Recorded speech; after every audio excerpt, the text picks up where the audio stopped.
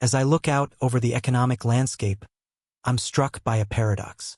On one side, the federal budget deficit continues its apparently inexorable rise, already bigger as a share of the economy than it was back in 1992, when an entire presidential campaign was shaped by angst over red ink.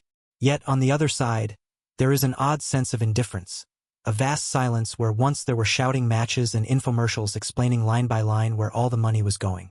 It reminds me of that old line often misattributed to Hemingway about how someone went bankrupt, gradually, then suddenly.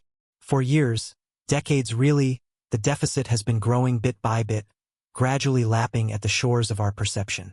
But now it appears we've entered a new phase, where the waves of debt are crashing over us and we're somehow managing to keep sipping our drinks, unperturbed. Let's review the facts, as dispassionately as one can in the face of such magnitudes. This year, with the economy still shaking off the impacts of the pandemic, the federal deficit is projected to be 6.7% of GDP according to the nonpartisan Congressional Budget Office. That's up from last year's already staggering 6.3% shortfall. Context is key here. In 1992, when Ross Perot stampeded his way onto the national scene and eventually captured almost 19% of the popular vote, the deficit was just 4.5% of GDP. Yet that figure alone was enough to fuel a grassroots movement of concerned citizens and force the main presidential contenders to put forward dueling economic plans to wrestle the deficit under control. Bill Clinton won that election and, to his great credit, did ultimately manage to temporarily erase the deficit through a combination of spending restraint, tax increases, and a booming economy. But those glorious balanced budgets proved fleeting. The shortfalls soon returned and have now compounded to truly historic levels. The CBO's June projections have deficits holding above 5.5% of GDP every single year through 2034 at the earliest. Since at least 1930, deficits have not remained that large for more than 5 years in a row. They warn ominously. So the raw numbers are nothing if not alarming. Budget shortfalls exceeding 5% of GDP used to be considered a national emergency. In the early 1990s, such figures provoked a realigning election and a major legislative package. Yet here we are 3 decades later, with much larger deficits year after year as far as the eye can see, and nary a whisper on the matter from our political class. Instead of earnest discussions about get-tough deficit reduction policies, we have the bizarre spectacle of the two parties engaged in a vigorous bidding war to make the deficit even bigger. The Republican presidential ticket of former President Trump and his running mate J.D. Vance over the weekend proposed a massive $5,000 per child tax credit that could cost $2 trillion over the decade. Not to be outdone, Vice President Harris endorsed extending Trump's own proposal to exempt tipped wages from federal taxes, a measure that could tally $250 billion just on its own over 10 years. The tit-for-tat here is amazing, remarked Mark Goldwine of the Committee for a Responsible Federal Budget Advocacy Group in a bout of suburban understatement. Who's going to pay for all this? Apparently no one. The very notion of paying for new spending appears to have been discarded as an antiquated 20th century courtesy. These billions and trillions in new goodies are being slung about with no pretense of offsetting their impacts. Rather, the implicit assumption seems to be that the deficit gusher is eternal, the new normal to be merrily compounded, not stopped up. It's as if a fully armed battalion of peaceniks has occupied the terrain of fiscal responsibility, blithely dismissing the federal fisc's foundational integrity with a haphazard bonhomie. Imagine for a moment how appalled Ross Perot would have been at all this profligacy. The man who spent over $60 million of his own fortune in 1992 just to be heard on the issue. Of course, we've been here with deficits before, racking up unsustainable debt in the first half of the 1980s and mid-2000s before economic expansions. Spending restraint and tax hikes brought some temporary relief. But those past bouts, however harrowing in their day, now seem almost quaint compared to the present trillion-dollar überfissets showing no signs of fatigue. The groaning weight of this rising debt isn't just an abstraction.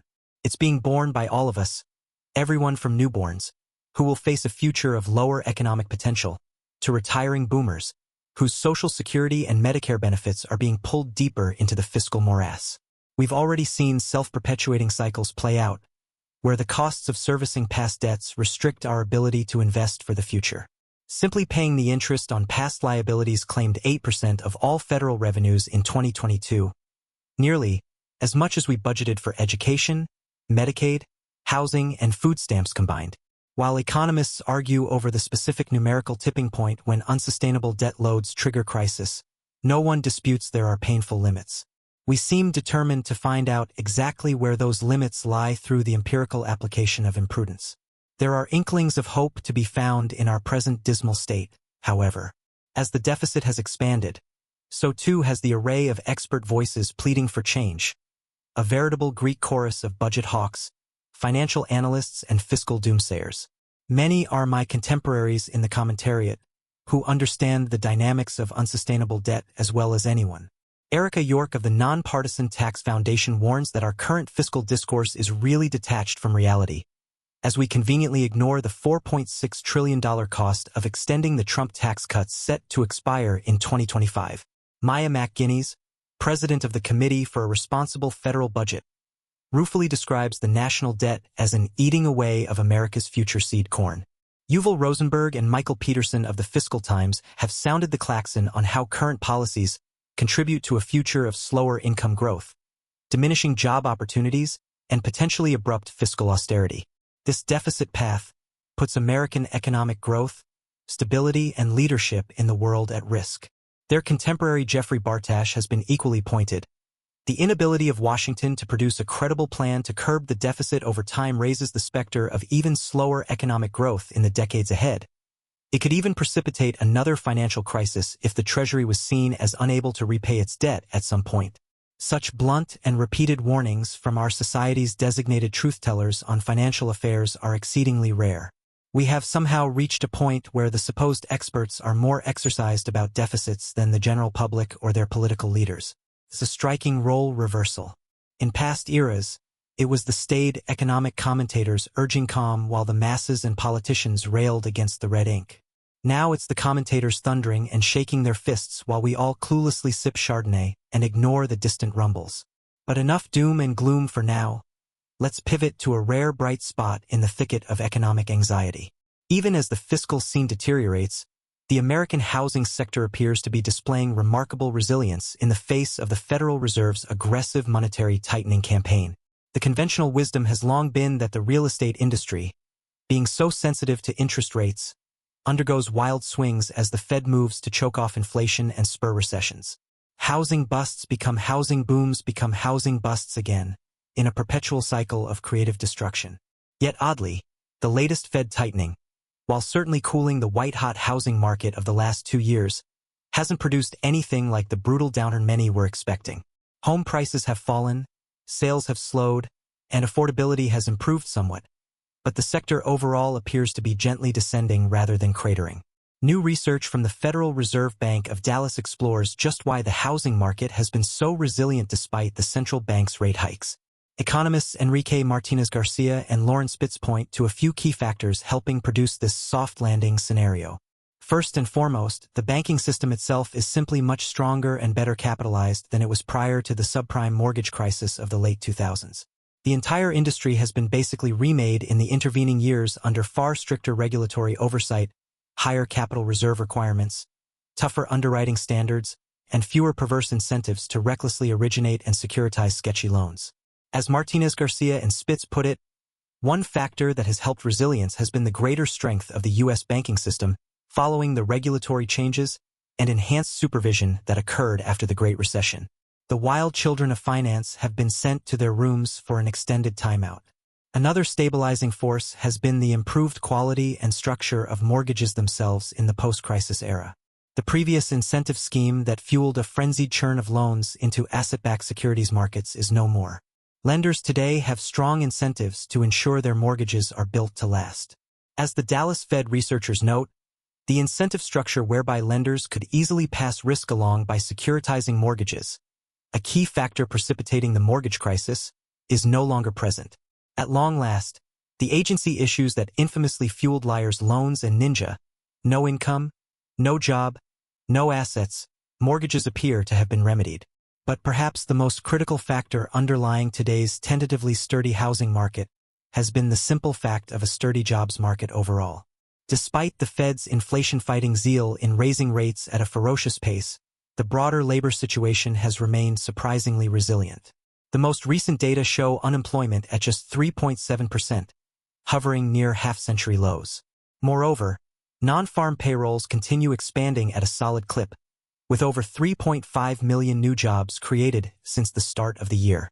Simply put, the backdrop of plentiful and relatively well-paying employment has enabled Americans by and large to continue servicing their mortgages. As Martinez Garcia and Spitz explain, sustained job growth with historically low unemployment was another key factor bolstering homeowners' ability to keep making payments even as rates rose. And they further suggest that if this soft landing scenario does unfold, one where unemployment rises but remains historically low, it would arguably also continue to support the housing market while improving affordability through sustained income growth.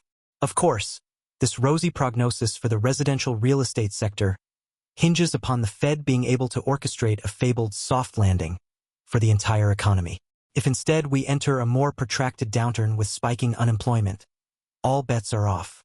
Both home prices and the labor market could join the deficit in a downward spiral.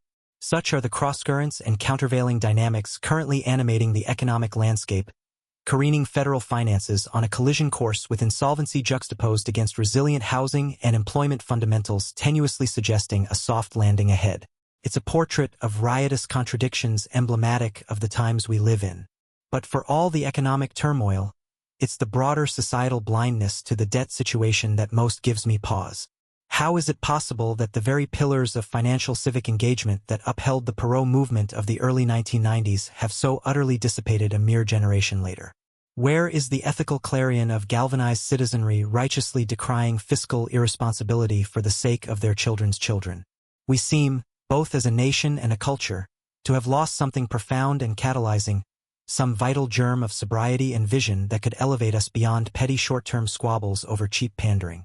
We have no modern-day version of the heroic businessman-statesman willing to bear witness to fiscal realities and expend tremendous personal resources simply to be heard on the matter. Instead, we have a society so mired in delusions of perpetual abundance and allergy to sacrifice that we're collectively following the Pied Piper of ever larger deficits and debt off a cliff. We're beggaring the future through profound short-sightedness dressed up as savvy political pragmatism.